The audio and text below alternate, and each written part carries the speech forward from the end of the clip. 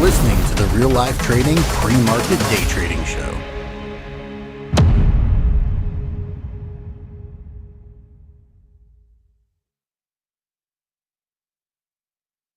All right, what's up, traders from around the world? What's up, YouTube? Good morning, Matt.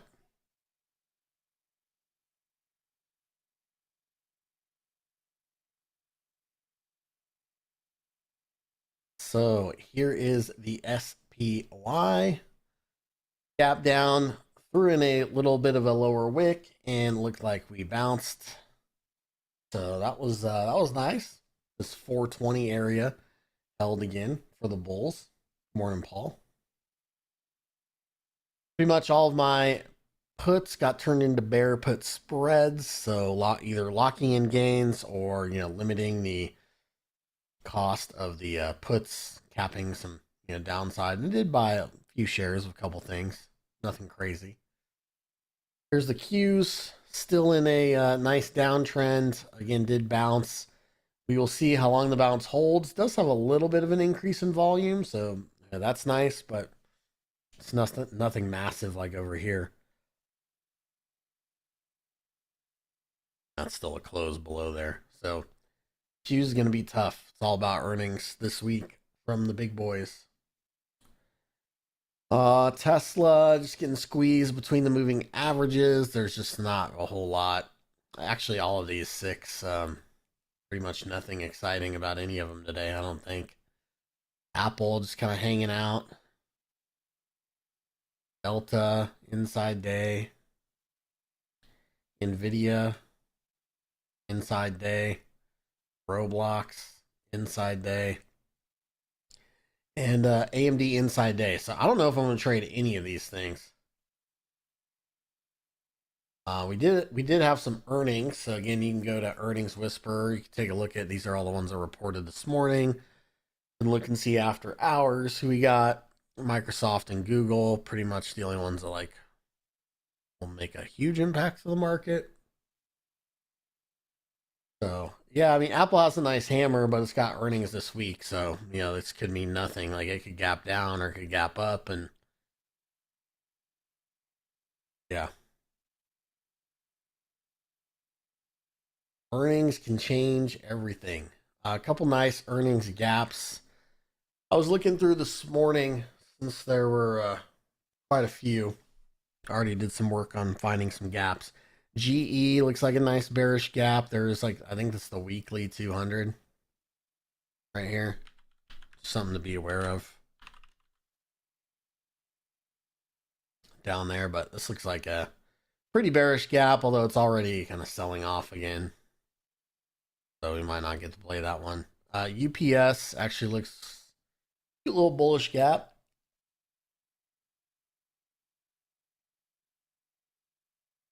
Gapping over the 10. That's kind of cool. Okay.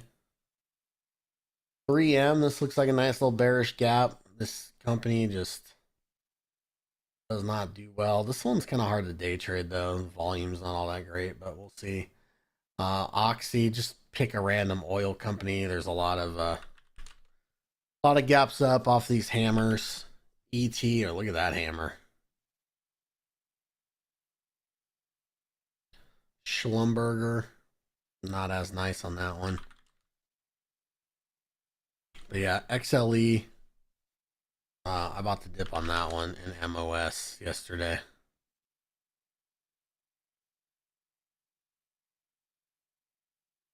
Archer Daniels is already look at this. Pulls back, and then what a bounce. Archer Daniels Midland, agricultural commodities. CF, a little bit of a hammerish candle.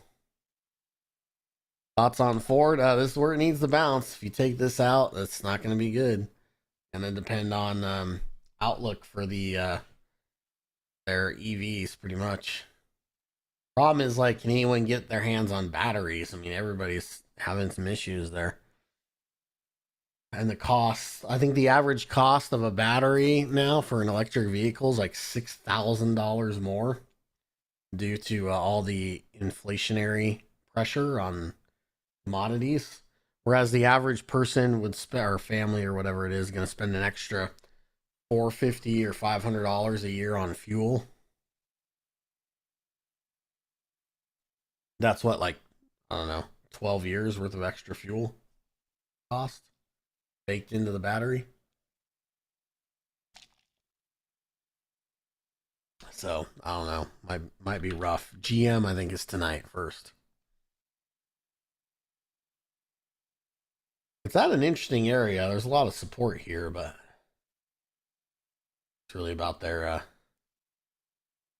guidance. A lot of the companies haven't been guiding well. They've been trying to like throw out buybacks or maybe some dividends, things like that. Yeah, Google's gonna be a big one tonight, as well as Mr. Softy.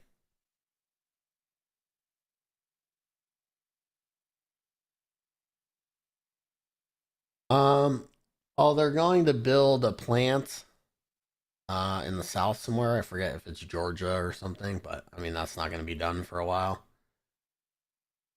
And then still, you got to get all the components. Nickels, like you're practically screwed. Lithium is up like 900%. And then you got to churn a lot of earth to get all that lithium. And what do we think churns the earth to get the lithium out? How do they mine it? What kind of equipment are they using?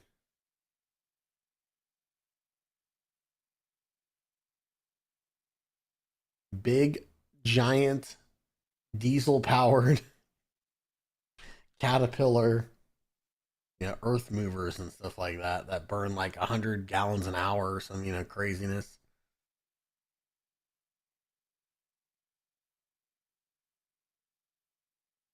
That's pretty sideways. CAG, look at the hammer on this bad boy yesterday.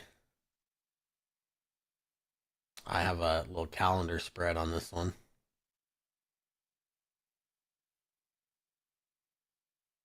Cruise lines tried to bounce a little bit. UAL.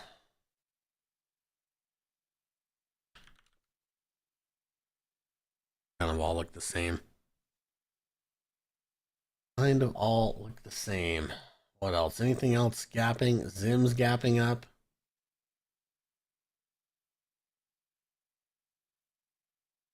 Zim came into this old support, or sorry, old resistance, maybe new support. This 49.50 area. See if it bounces. Looks very middle fingerish though. This is not a pattern you want to see. Looks like a giant middle finger just flipping you the bird. So that, I don't know. That one just, it doesn't look that great. We'll know when it does this. If it does this, hits this 200 and fails, good night. This thing's gonna roll over hard. QuantumScape, Quantum Leap. They don't have earnings because they don't actually make anything.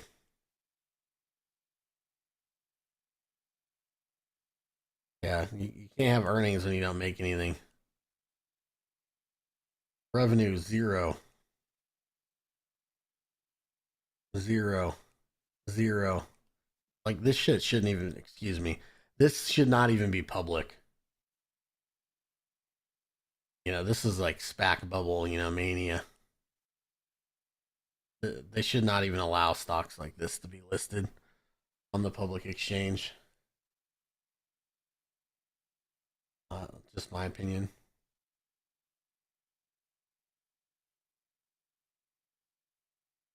DWAC probably going to get sold with Elon buying Twitter.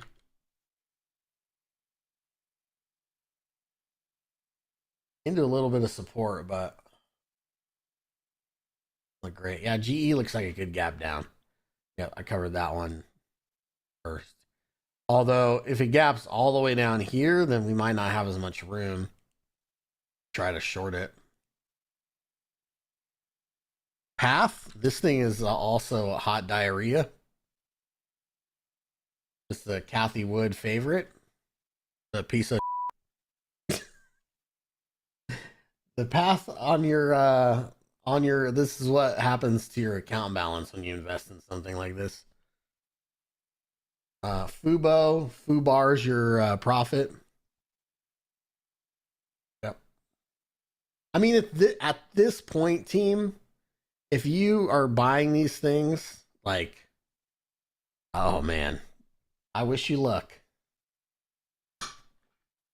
If you're putting these things in your long-term portfolio, like, you just deserve to lose money at this point because it's like, just look at this chart.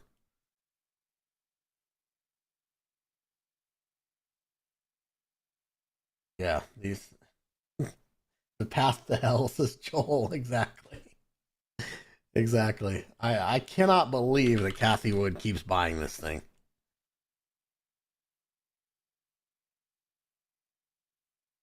I mean, it's just ridiculous at this point. Same thing with this ginkgo biloba or whatever this is. I don't know. Like maybe you could trade kind of like Fastly. I took a trade on this and like I won really small over here, but it's like you're using stops and things like that. But yeah, it's like overall there's so much better things to trade. I mean, shit. Just buy Archer Daniels Midland, like a company that's like actually making money and makes things and is going up. It's just so much easier to buy things in a bullish trend. Like buy dips on things that are charts look like this.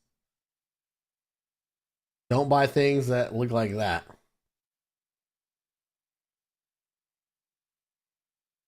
Team, um, man, does Team make money? I can't remember if they do. I don't think so. Loses money, so probably gaps down. Yeah, losing money, growth stock, priced. I mean, it's getting a little more reasonable, but 28 times sales, no one wants that. Probably gaps down. This just isn't the market for companies that lose money anymore. The era of free helicopter money, I think, has came to the end, and it's gonna hurt a lot of these companies. Like they actually do things and they have revenue. Don't get me wrong, but they lose money, so they got no PE. Forward PE is 156. It's just why? Like, why would you ever want to buy Team over like Google? Oh well, Team has 33% sales growth. Well, let's go look at like Google. Well, Google's got 32.4 and it makes $76 billion. I I would buy Google a million times over before I bought like Team or something.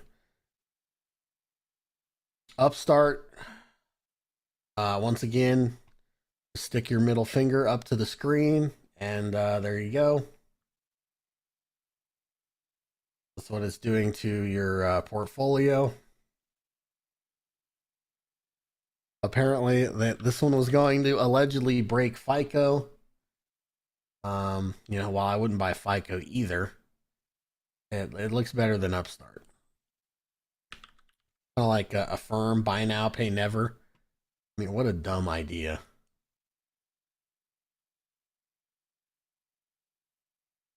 Just, I mean, just one of the dumbest companies. Buy now, pay never. I don't get why everyone thought that was cool. Kind of like SoFi, the only bank this thing is disrupting is your bank account if you've invested in this thing because it's going straight down.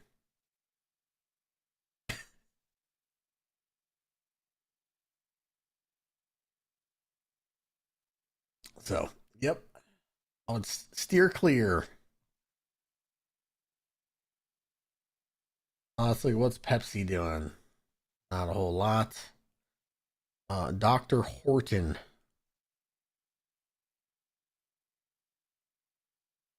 Dr. Horton pulling into some support. Not really doing a whole lot on earnings here. I'll probably just leave that one alone. If it does pop today, then maybe you can get a retest or something, but. Oh, Raytheon. What about this one? Raytheon was in a nice uptrend. Might be breaking it today. Yeah, if this trend line breaks, it's not going to be good for Raytheon. Where do you consider Google a good buy? Totally depends on like what your time frame is. I mean, I bought a share of Google the other day at what was it, 2,400?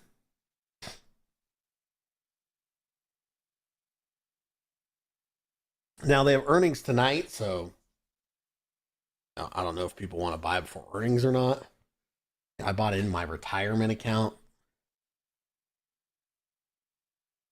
so I can't do anything with that money for like 20 years, anyways.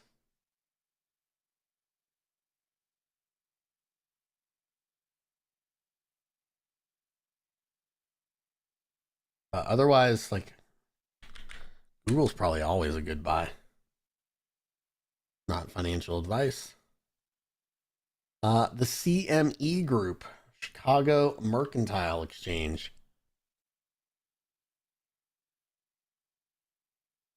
Right at the 200. Interesting support right in here. It's a prior old high, so you can see a lot of resistance here in the past. And we're trying to bounce off this. I'm going to throw this on a watch list. This looks good.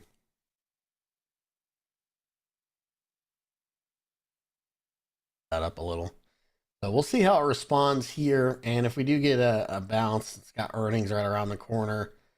Um, that, yeah. If we just tank on earnings, then obviously it won't look good anymore. But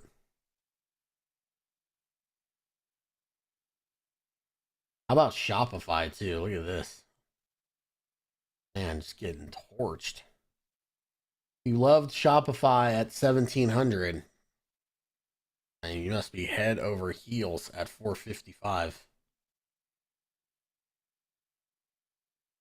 Still trading like 95 times next year's PE though, so 93. Yeah, because they recognize like a one-time profit on something. I can't remember what it was. Coca-Cola had earnings yesterday. It gapped into practically outer space and then faded a little bit. So, I mean, they were raising their prices. They passed everything along to shareholders, or sorry, not shareholders, consumers.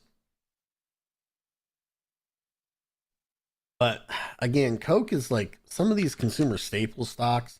I get they're looked at like defensive, safe plays, but you're at 29 times earnings, 25 times forward PE. This PE is your trailing 12 months. It does have a dividend. It's only 2.5% because this thing is so high. Adjust this thing for dividends. So, I mean, if you want to buy it on dips, yeah, that's cool. But probably closer, back down into here.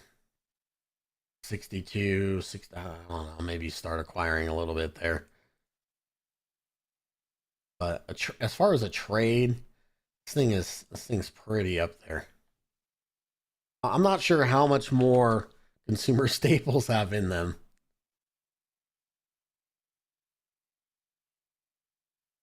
PG, they had decent earnings, but again, they're getting to the point where do I want to spend 26 times forward earnings for Procter and Gamble, or do I want to buy Google at a 17 forward PE? Granted, Google doesn't pay a dividend. I get it. I'm not trying to beat the dead horse on Google, saying it's the best stock ever. I mean, heck, look at Facebook. You could buy Facebook at 13 times forward earnings. Or do I want to buy Procter and Gamble at 26 times? Never thought I'd heard myself say Procter and Gamble is twice as expensive as Facebook. But who knows? Maybe Google and Facebook earnings will be in the toilet bowl on their earnings announcement. I don't know. HPQ just kind of hanging out. Was this the one Buffett? Yeah, I think Buffett bought into this one. Probably over here somewhere. Everybody finds out.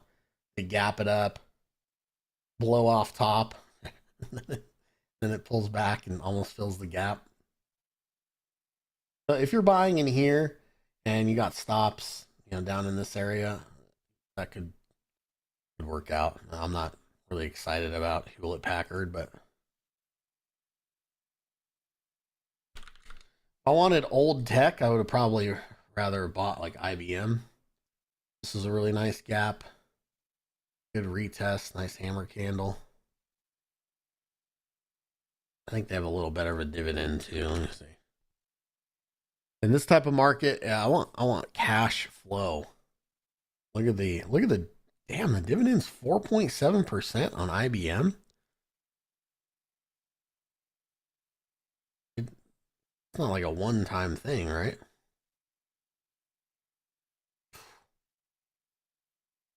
This,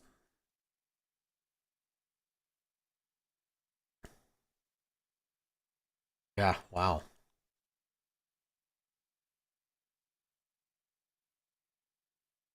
Hewlett Packard does have a dividend as well, but yeah, 2.7. This one is cheap though. Probably cheap for a reason, but yeah, you could start building a little bit of a position in this.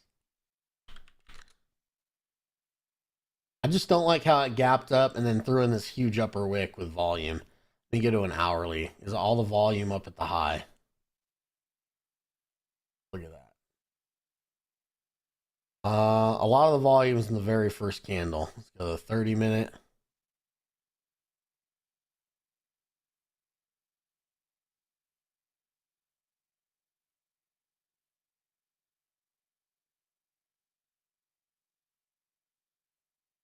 So a lot of this volume is all the way up here that we've never retested that point of control.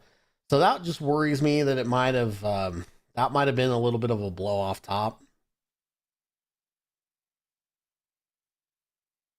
So yeah, I would just be a little careful on that one. But hey, you could do much worse for yourself by buying Upstart or Fubo or Path or Arc or something. Speaking of Arc, Kathy sold more Tesla yesterday. Her only winner to buy more losers like DNA. And I can't remember. Did she buy Roku? I have to go look. Jordan wants to look at Marriott. So Marriott, definitely buy the dip on this one if you're gonna get in it. I don't think you want breakouts way up there. Earnings right around the corner. It's in a solid trend though, especially if they guide well. Yeah, this one looks nice. Dollar General, very sideways. I'm like, that doesn't look right. Yeah, I think I would try to buy this off of like 240, 238, 240. Off of these two tops. If you can get a little S curve. It's already had earnings. Next earnings isn't until June. So yeah, I think you got time on that one. Let's look at Dollar Tree or the $1.25 tree as they are now.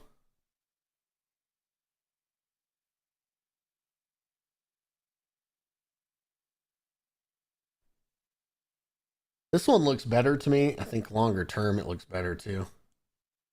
Yeah, look at this breakout, huh? Of a multi-year channel. What was that 2000 like 17 to 2021, like a 4-year channel.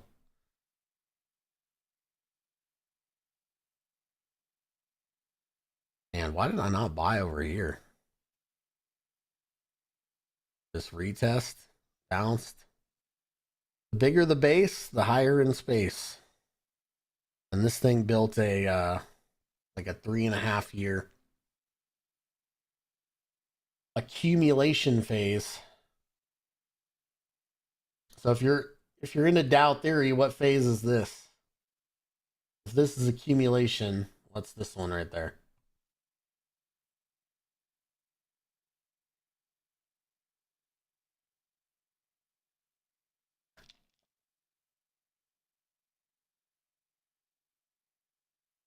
Going once.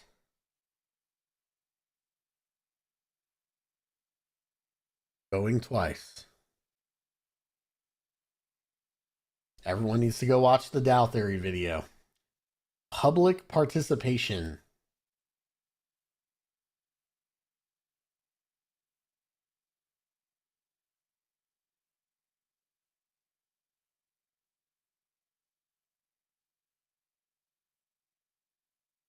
Sorry, this would actually be distribution because it came from lower.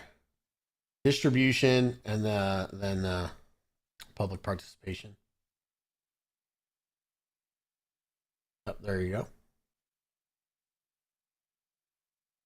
YouTube's on a little lag there.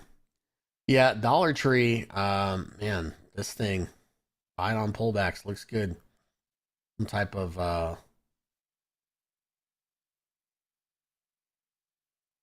think this is a wave 3, like on a weekly. 1, 2, man. Let's give you guys a little fib extension here. If this is a 1 and this is your 2.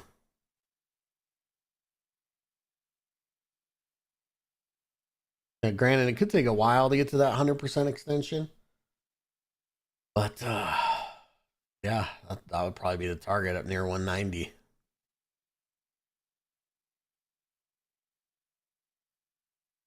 Look at that, right into the 618 bouncing.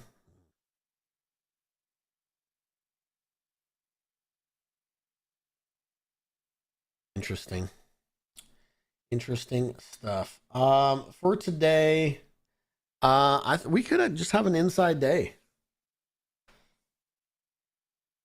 I think the market's going to be a little nervous before Microsoft and Google earnings, so we might just have a little inside day.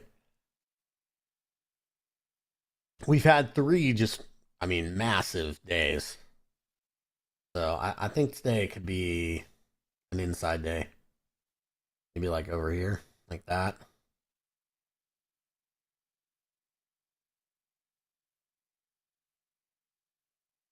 I don't think anyone in the Fed is talking. So,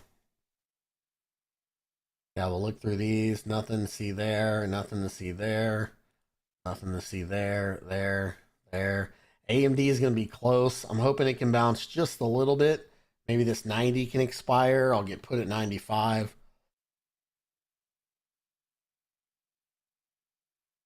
And then maybe we'll double bottom or something around earnings on AMD. GE looking like it's going to gap too close to the 200 now. UPS, that just killed the gap right there. Shoot. That stinks. 3M definitely looks bearish. And then energy stocks, I think might do well today. They got beat up pretty hard yesterday. Corning is another good gap. It's just this one's really hard to day trade. But this is a nice gap. It's a little large, so you could look to play a fade. It's just the volume is not that great. Not that great to day trade.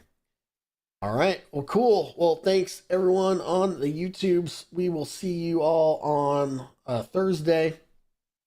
Good luck out there if you're playing earnings. Don't overextend yourself too much. And we'll talk to y'all then.